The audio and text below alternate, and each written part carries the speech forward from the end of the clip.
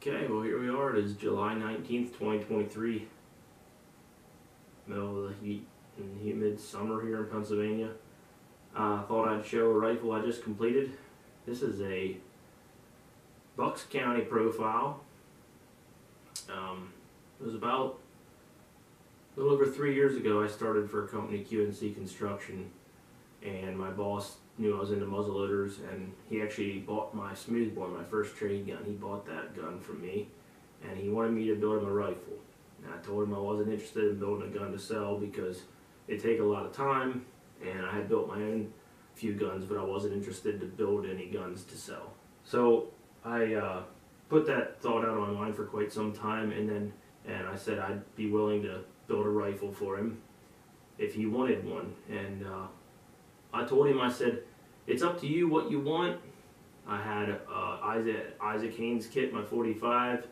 I had the Bucks County that I built from a Pecatonica kit last summer. And then I had my step wrist, my 58. And I said, you know, you tell me what you want. Well, he liked the Bucks County feel. He liked the way that fit him, so that's what he wanted. So I had Mark Weeder of Jack's Mountain Muzzleloading over in Burnham shape this stock. I had Bobby Hoyt. Let me back up.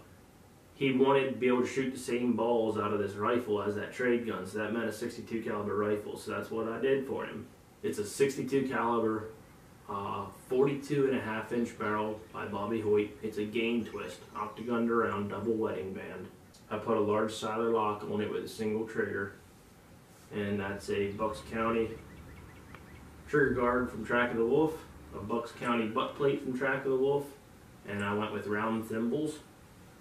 The rear sight was just a low profile sight from Track of the Wolf that I modified, and a solder on front sight, nose capped Track of the Wolf. So basically most of my parts I purchased from Track. Side plates of Bucks County. The last gun I built that was a Bucks County, I'll be honest, it pretty much disgusted me. Anything I put on the internet, people bashed me for it. That's not a Bucks County, all these period correct guys. Well, Mike Bellevue says on his Bucks County, people gave him crap. And he had a patch box on it that was a Bucks County and everything. It was a Track of the Wolf's Bucks County kit. You know, a lot of us try to make them period correct, but you're not going to get it perfect. And, you know, you got to call it something, like Mike said. I don't know why I had the same situation as he did, where people had to say negative things about the fact that it wasn't a Bucks County, but it was a Bucks County kit from Pecatonica. This is Jack's Mountain Muzzleloading Bucks County profile stock. So that's what it is. I did buy the Shumway book, or the Shumway book, and I looked through the Bucks County rifles, and I picked out the John Shuler rifle to sort of look at, to do some of the carving attributes in a similar fashion.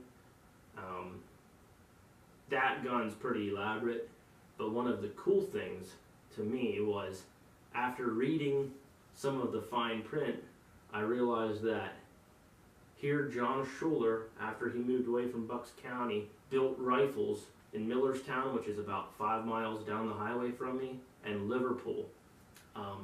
I work near Liverpool, like that's our address, Liverpool, Pennsylvania.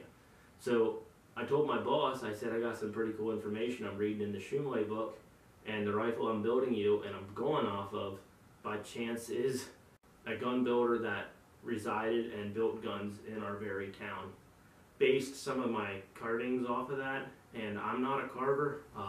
I just wanted to push myself with this one a little bit, so I took about 6 or 7 hours and really took my time best I could. I have no real carving knowledge. I just do what I can with the chisels I have in my file chisels and gouges and stuff. Took some pictures and I looked at the book, and I tried to duplicate some of that carving from that John Shuler rifle. The finish, I Laurel Mountain Forge, but I left it rust a little bit. I took some of it back off. Of course, I built the gun aged like I like to do. Aged the brass. This is the first I ever documented how much time it took me.